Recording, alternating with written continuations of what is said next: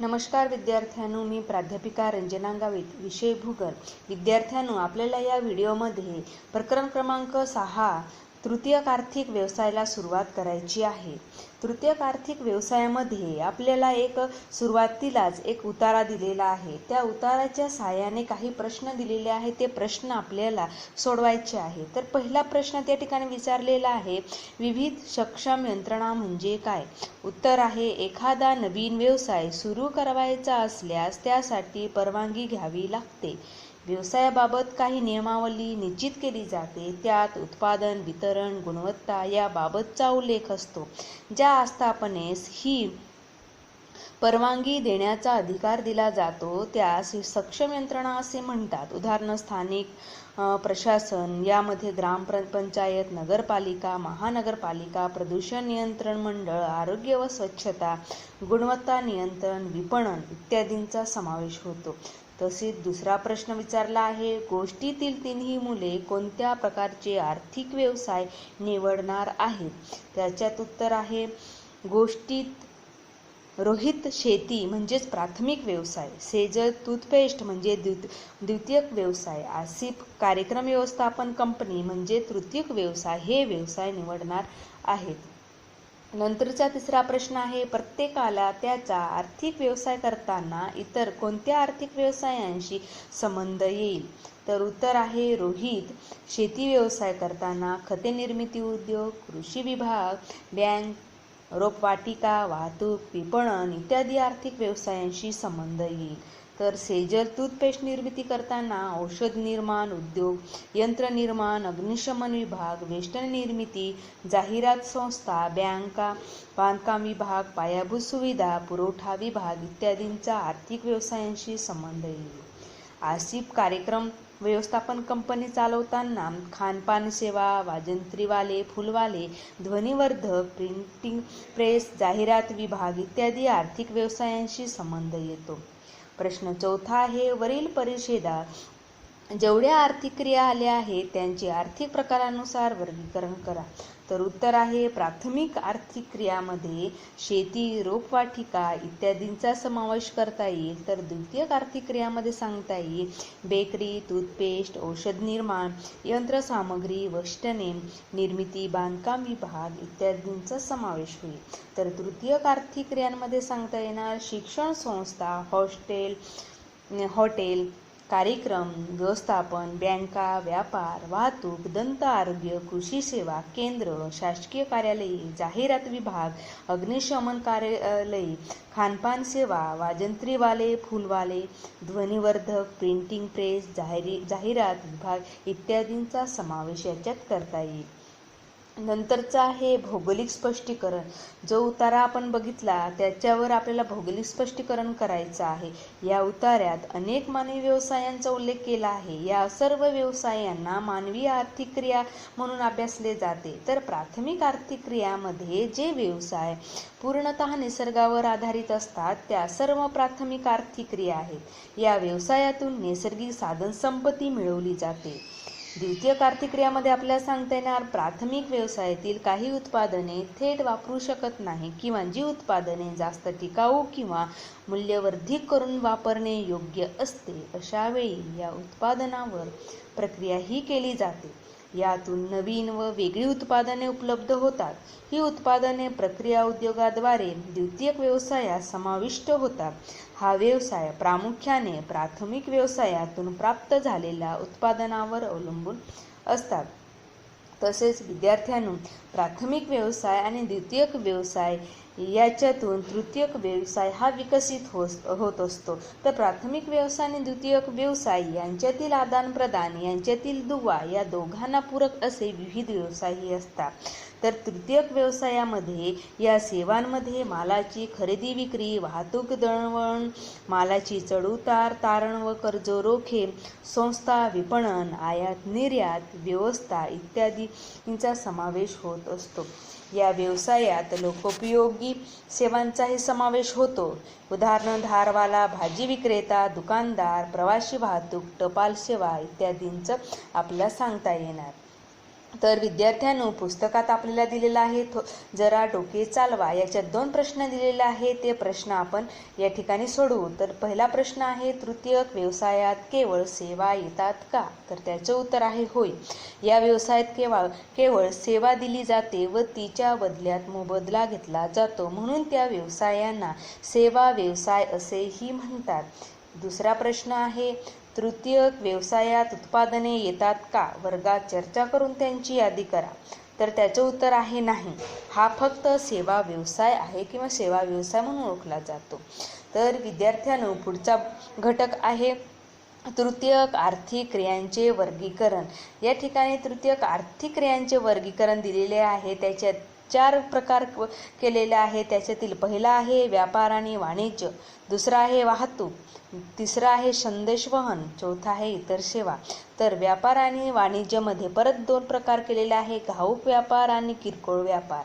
आणि घाऊक व्यापारमध्ये परत त्या ठिकाणी 2 प्रकार केलेले आहे, शहरी घाऊक बाजारपेठा, ग्रामीण घाऊक बाजारपेठा. आणि किरकोळ व्यापारमध्ये ग्रामीण आणि नागरी असे 2 प्रकार केलेले आहे. तर ग्रामीणमध्ये सांगता येणार आठवडे बाजार, वस्तू भांडार, सार्वजनिक वितरण यंत्रणा.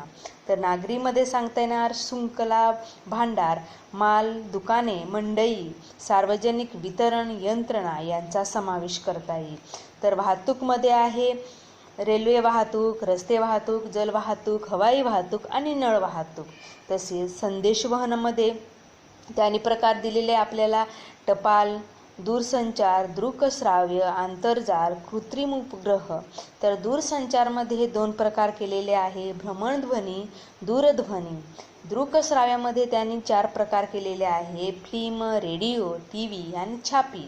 असे हे आपल्याला या ठिकाणी संदेशवहनाचे प्रकार सांगता येणार. तसेच इतर सेवामध्ये आहे पर्यटन, बँकिंग, विमा, स्थावर, व्यक्तिगत आणि व्यावसायिक सेवा यांचा समावेश किंवा हे प्रकार या ठिकाणी दिलेले आहे. तसेच तृतीयक आर्थिक क्रिया किंवा तृतीयक आर्थिक क्रियेचे भौगोलिक स्पष्टीकरण या ठिकाणी आपल्याला बघायचं आहे. या व्यवसायात प्राथमिक व्यवसायाप्रमाणे निसर्गातून काही घेतले जात नाही. या व्यवसायात नवीन उत्पादनेही निर्मिली जात नाही.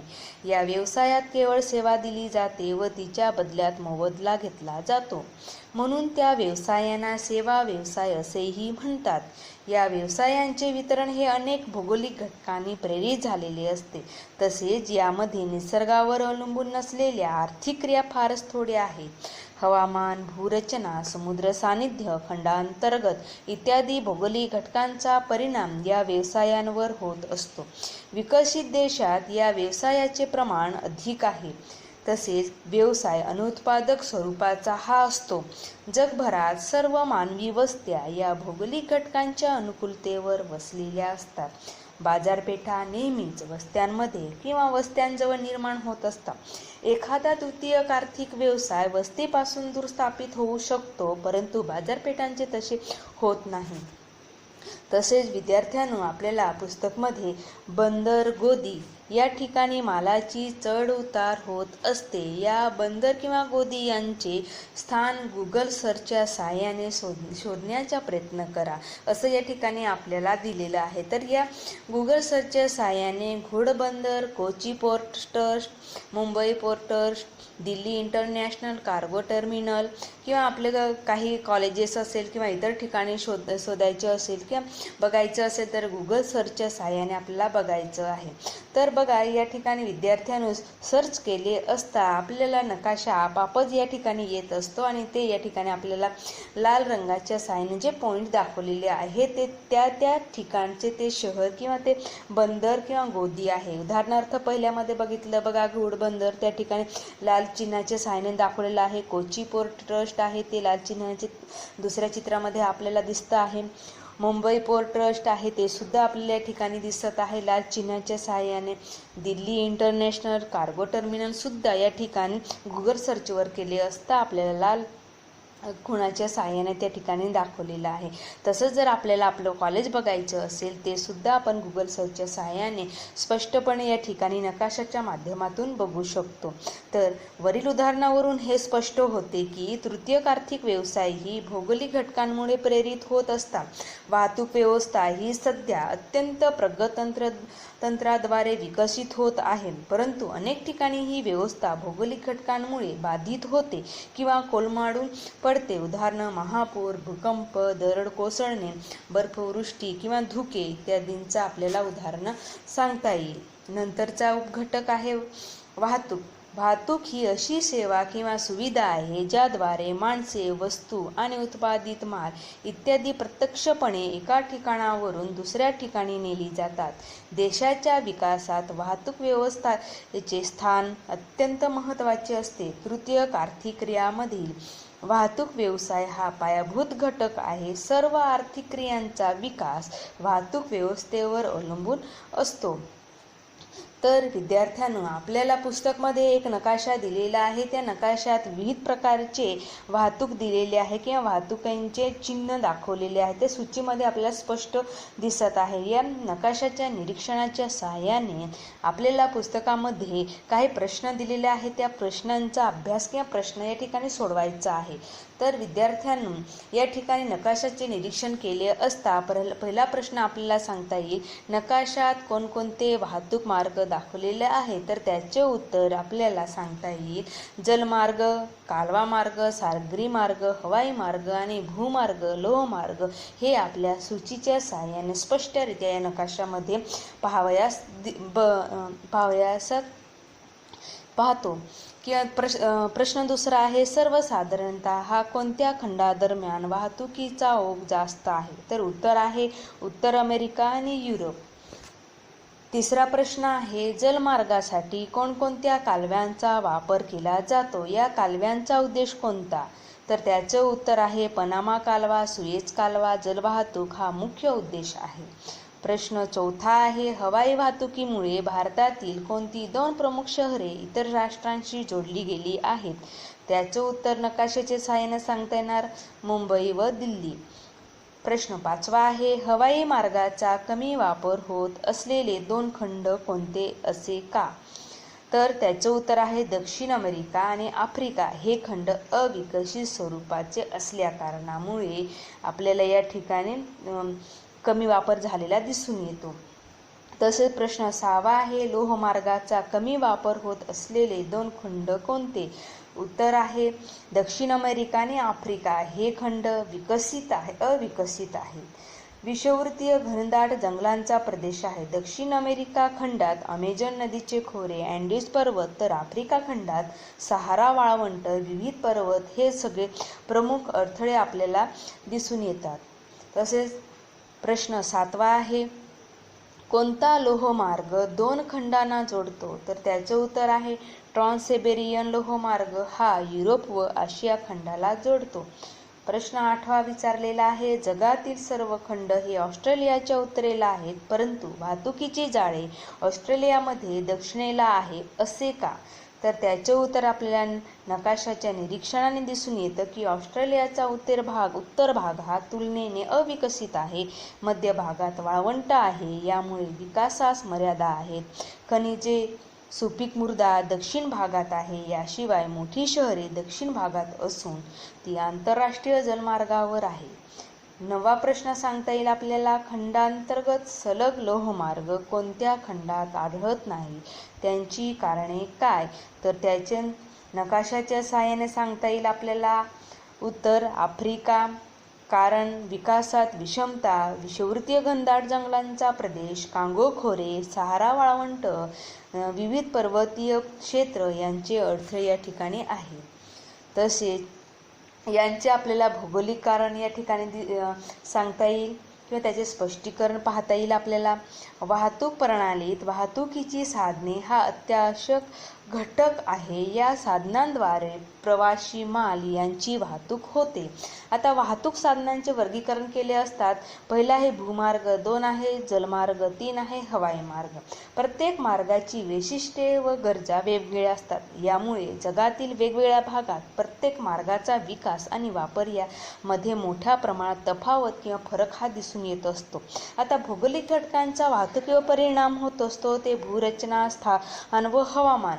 आता ज्या परिसरात भूरचना फार उंच सकल नसते अशा ठिकाणी रस्ते, लोहमार्ग, नळमार्ग विकसित होत असताना दिसून येतात किंवा मोठ्या प्रमाणात विकसित झालेले दिसून येतात.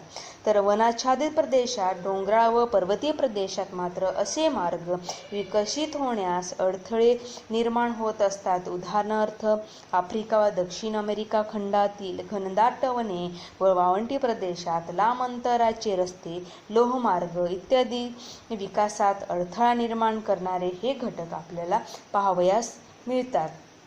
तर विद्यार्थ्यांनो, पुढचा मुद्दा आहे जल वाहतूक उपयुक्तच. तर बंदरे आणि गोदीसाठी किनारी प्रदेश सुयोग्य असतात. विशेषतः दंतूर किनारे. प्रत्येक किनारा हा योग्य असेलच असे नाही. जगभरात व्यापार सागरी मार्गाद्वारे चालतो. सागरी अंतर कमी करण्याच्या उद्देशाने कालवे निर्माण केली गेली. उदाहरण सुएझ कालवा, पनामा कालवा. सुएझ कालव्याद्वारे आशिया खंड, आफ्रिका आणि युरोप खंड भूमध्य समुद्राद्वारे जोडले गेले आहेत. पनामा कालव्याद्वारे पॅसिफिक व अटलांटिक महासागर जोडले गेले आहेत. तसेच हवाई वाहतूकमध्ये सांगता येईल, सध्या तंत्रज्ञानात झालेल्या बदलामुळे हवाई वाहतुकीच्या वापरात मोठी वाढ होत आहे. हवाई मार्गासाठी पोषक हवामान, आधुनिक तंत्रज्ञानाचा विकास व विमानतळ व गोदीसाठी मैदानी प्रदेशांची आवश्यकता असते. सतत धुके किंवा धुरके पर्वतशिखरांची व्याप्त प्रदेश हवाई वाहतुकीस मोठ्या प्रमाणात अडथळा निर्माण करतात किंवा ठरतात. तर अशा पद्धतीने विद्यार्थ्यांनो, आपण या युनिट क्रमांक 6 मध्ये तृतीयक आर्थिक क्रियांमध्ये काही उपघटकांचा अभ्यास केलेला आहे. तर आपण या ठिकाणी थांबू. धन्यवाद.